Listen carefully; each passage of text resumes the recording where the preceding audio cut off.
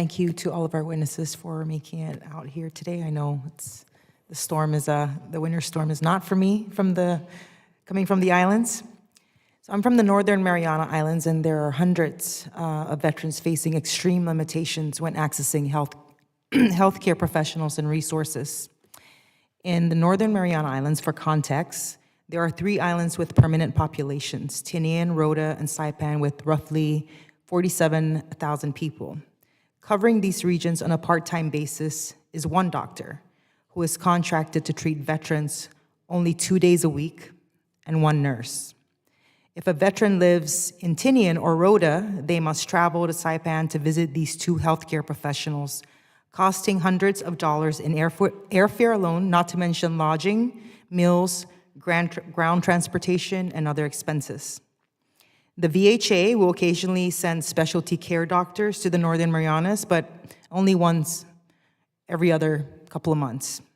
If a veteran from the Marianas needs more advanced, specialized care from Veterans Affairs directly, the nearest VA hospital is in Honolulu.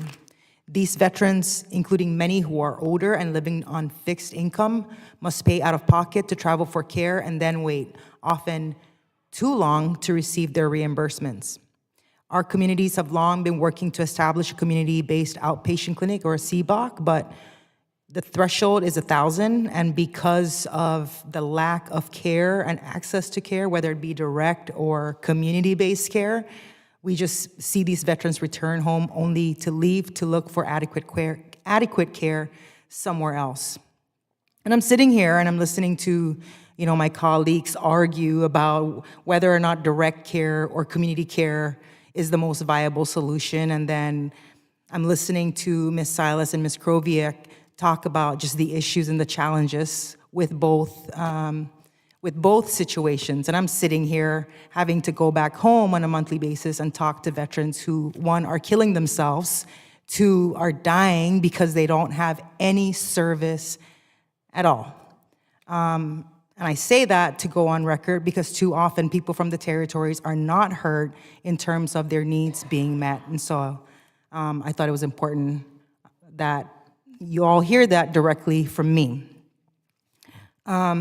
Listen, I get how expensive healthcare can be, right? The challenge is not just for our veterans. We have challenge to access to healthcare for non-veterans as well. And so, what would it take, basically, for the VA to provide any type of service for our veterans that would provide some of this, would provide some of our people the relief that they're desperately seeking?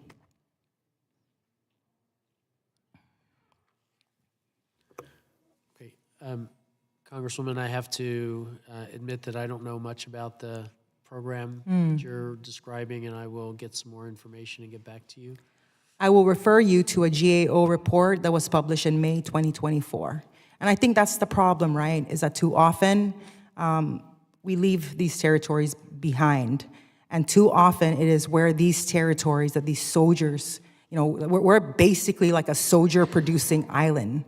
And in 10 or 20 years from now, our whole entire island's population will be nothing but vets. Yet we have to deal with all these restrictive regulations, one-size-fits-all regulations that may work here, but obviously it's not working here because we're arguing about direct services or community access services, right? And so if you can just please take note of that, and let's try to figure out how to make the situation better. Also, I have one more question. So we had one VHA administrative specialist whose duties included assisting patients in securing appointments with the part-time physician or nurse. She recently retired in 2023, and her position has been vacant since then. Can you please help us out in terms of making sure that we fill that position as soon as possible? She's the only person that provides a direct lifeline to our veterans, and she is badly needed. One person. It's all we have. All right? If I can just add to what Dr. Braven said, places like Alaska, Pacific Islands have unique challenges that are different from the rest of the country.